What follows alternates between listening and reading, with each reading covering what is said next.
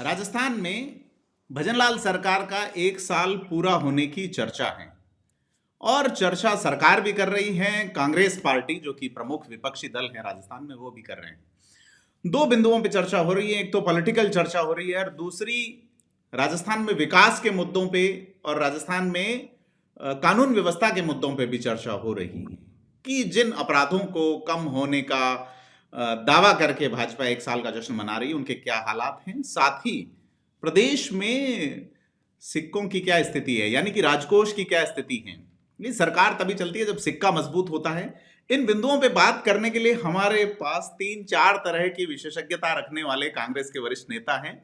Sam Lodha जी का बहुत स्वागत करूंगा। राजनीति के मजे हुए खिलाड़ी हैं, साथ ही पत्रकारिता को बहुत अच्छे से समझते हैं, विषयों को, कानून के विद्यार्थी रहे हैं और जो विधायी कार्य हैं उनमें गजब की पकड़ है। सर, कैसे देखते हैं इस 1 साल के जश्न को खास करके? नहीं, जश्न तो तब होता है प्रजातंत्र में जब लोगों के मन में उल्लास हो, खुशी हो, उमंग हो। लेकिन इस सरकार से कौन सा तबका है जो खुश है? आज आप रोजाना देखते होंगे कहीं ना कहीं किसी न किसी मुद्दे को लेकर रोजाना लोग सड़क पर आ रहे हैं और भारी असंतोष का माहौल है। यहाँ तक कि इनकी अपनी पार्टी के अंदर भी अंदर ही अंदर भारी असंतोष सुलग रहा है। आप जब कभी भी निजी बातचीत लोगों से करेंगे, बीजेपी के लोगों से भी, तो कितनी निराशा उनके मन में है जिसकी कोई सीमा नहीं है। मैं कह रहा था, सिरोही में नवनिर्वाचित सांसद की अध्यक्षता में बैठक के दौरान बिजली गुल हो गई। सांसद खासे तीखे तेवरों में भी रहे दोनों जिलों में। इसको लेके क्या सोचते हैं कि जमीनी हालात तो यह हैं कि बिजली मिल नहीं रही है लोगों को। मोदी सरकार और राज्य सरकार भी ये कह रही है कि हमने बिजली का प्रोडक्शन बढ़ा लिया। क्या लगता है आपको, चूंकि जनता के बीच आप रहते हैं, आपके वहाँ मैं अक्सर देखता हूं कि 3 बच्चों की मौत का मामला हो या आप पहुंच जाते हैं पब्लिक के बीच, चुनाव नहीं जीते फिर भी,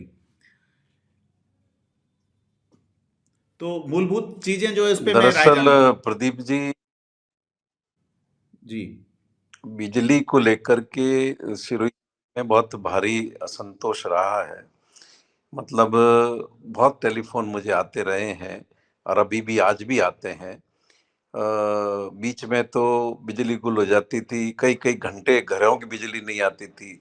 महिलाएं फोन करती थी कि बच्चों को मच्छर खा रहे हैं, क्या करें, कोई सुनता नहीं है। और इसी तरह से एग्रीकल्चर सप्लाई की भी स्थिति थी। आज भी ट्रांसफार्मर की स्थिति में कोई सुधार नहीं हुआ है।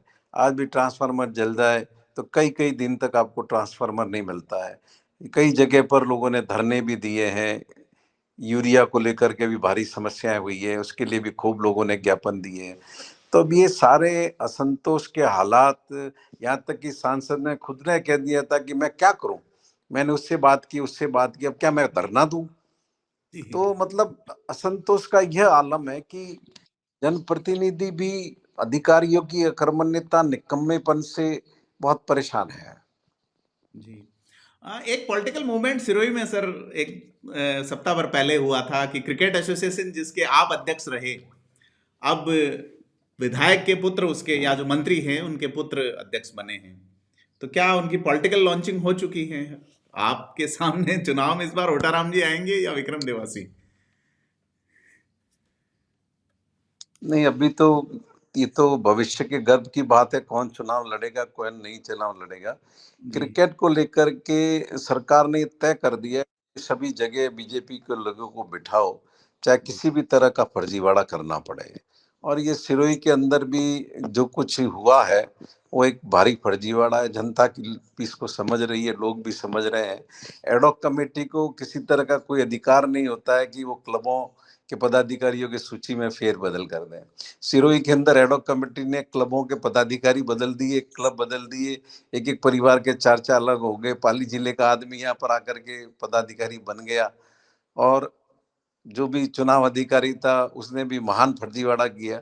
ठीक है, समय है अभी तुम्हारा, करो। जी, ये समय लेकिन वाली बात ही कहना चाहूंगा सर। जब सत्य तो कांग्रेस का सत्य ही समय रहेगा, होता है तो, नहीं तो कल। जब जब कांग्रेस का समय होता है तो जालोर में रतन देवासी अध्यक्ष होते हैं, इधर आप हैं, आपके सेंटर में वैभव गहलोत होते हैं। तो ये बीजेपी कांग्रेस के बीच ही चल रहा है खेल बेसिकली। जी। आज आपने जालोर में नहीं, सर प्रेस देखिए ऐसा वार्ता। है कि बाकी लोगों के बारे में तो जी जी। बाकी लोगों के बारे में तो मैं टिप्पणी करूंगा। मैं तो खुद क्रिकेटर रहा हूँ जी और अब से अपने शिवगंज शहर की टीम से भी खेला हूँ, कॉलेज की खेला हूँ। जी। और पिछले इतने सालों में जब कभी भी चुनाव हुए हमेशा मुझे निर्विरोध चुना गया है। और सिरोही जिले के लोग जानते हैं हमने क्रिकेट के खिलाड़ियों को बढ़ावा देने के लिए, लड़कियों के क्रिकेट को बढ़ावा देने के लिए हमने क्या क्या कदम उठाए हैं, क्या क्या काम किए हैं। हम आगे भी करते रहेंगे, कोई संघ में रहे ना रहे इससे फर्क नहीं पड़ता है। क्रिकेट से हमें प्यार है और इसके बढ़ावा देने के लिए हम काम करते रहेंगे। सर मैं एक सवाल आपसे पूछना चाहूंगा, क्योंकि मुझे वो जवाब आप ही से मिलने की उम्मीद है कि राजकोषीय घाटा 3.9% फिस्कल डिफिसिट जो था, अब सरकार ये आकलन कर रही है कि 4.5% के आसपास ये रहेगा, 4.3।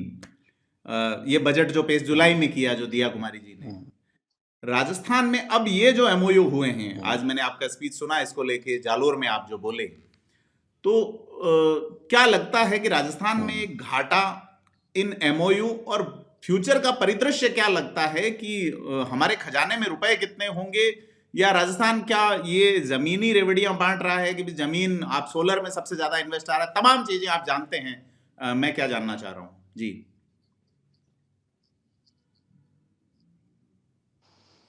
नहीं, राजकोषीय घाटे का तो अभी अब पता चलेगा। अभी तो इनकी शुरुआत है। अभी तक की जो स्थितियां दिख रही है उसमें तो चीजें इनके कंट्रोल में आ नहीं रही है। बाकी तो अब वर्ष पूरा हुआ तो पता चलेगा कि ये किस दिशा में ले जाना चाह रहे हैं।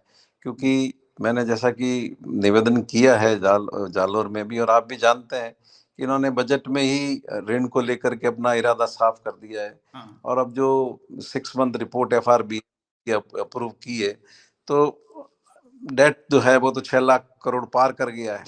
जी। तो कोई सरकार बिल्कुल दिशाहीन होकर के काम कर रही है।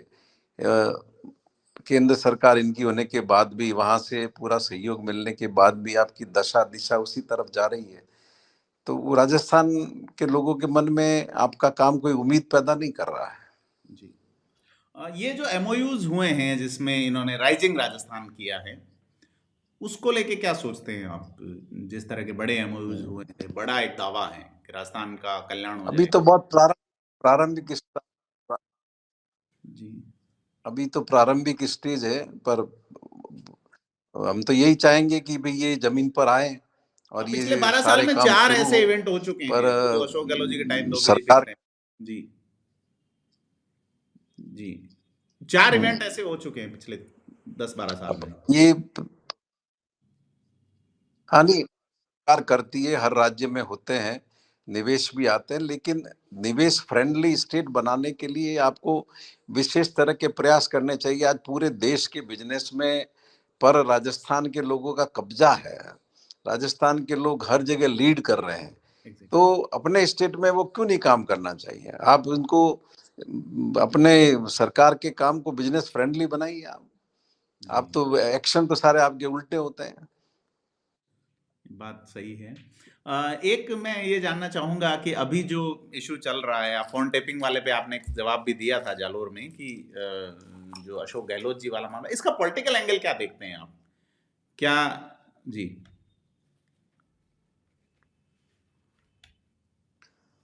पॉलिटिकल एंगल तो भविष्य बताएगा कि क्या पॉलिटिकल एंगल है। फिलहाल तो पुलिस की गिरफ्त में आदमी कुछ भी बोल देता है जी। और बोला गया है। लेकिन जैसा मैंने पहले भी कहा है कि फोन टेपिंग हुआ या नहीं हुआ है, जी। ये चीज तो आवाज की जांच से ही पता चलेगी कि भी किसका फोन टेप हुआ है। और माननीय जो केंद्र के मंत्री है गजेंद्र सिंह जी, वो अपनी आवाज रिकॉर्ड करवा नहीं रहे हैं। जब तक वो आवाज रिकॉर्ड नहीं कराएंगे कैसे पता चलेगा कि किनका फोन टेप हुआ है? सर एक लोग जान ऑडियो, रहे हैं वो एक अलग विषय है। नहीं, एक ऑडियो लोकेश शर्मा और अशोक गहलोत जी की बातचीत का भी है, तो क्या इन दोनों की भी रिकॉर्ड लेनी चाहिए? अब तो चूंकि मैटर वहां के जुडिशियशन में ये भी आ रहा है कि चूंकि पूर्व मुख्यमंत्री की आवाज का दावा करते हुए, अशोक गहलोत जी की आवाज का दावा करते हुए लोकेश शर्मा ये कह रहे हैं कि ये उन्होंने मुझे फोन किया था और ये सबूत मीडिया में वायरल तो करने के लिए कहा था। लोकेश शर्मा तो अपने स्टेटमेंट बदलता रहा है। जी। पहले क्या स्टेटमेंट दिया, अब क्या स्टेटमेंट दिया, पुलिस ने क्या उत्पीड़न किया अपना उसका, और वो किस रूप में अब किसके बहकावे में चीजें बोल रहा है, उसकी क्या प्रामाणिकता है और क्या तो विश्वसनीयता है। जी जी बिल्कुल सर। और आपको क्या लगता है सर, बीजेपी जो गवर्नमेंट आई एक थी लॉ आदमी एंड खुद, ऑर्डर, जी, BJP government law and order और महिला दुष्कर्म के इश्यू को लेके खासा पहले दावा जब ये प्रतिपक्ष में थे तब कर रहे थे, उसके बाद क्या स्थिति है प्रदेश में बीते एक साल में? कोई नहीं, बेलगाम है, इनका कोई नियंत्रण ही नहीं है, कोई गृह विभाग देखने वाला व्यक्ति नहीं है, कोई निर्देश देने वाला व्यक्ति नहीं है कि ये काम करो या मत करो, किसी को फुर्सत नहीं है। जी अब काल्पनिक दुनिया में घूम रहे हैं, काल्पनिक दुनिया में विचरण कर रहे हैं। तो सर, बात करके अच्छा लगा आपसे, काफी लंबे अरसे बाद आपको देखा, और आप सक्रिय हैं, सक्रिय बने रहें, क्योंकि मजबूत प्रतिपक्ष बहुत बड़ी जरूरत है डेमोक्रेसी की। Thank you so much. Thank you sir, thank you.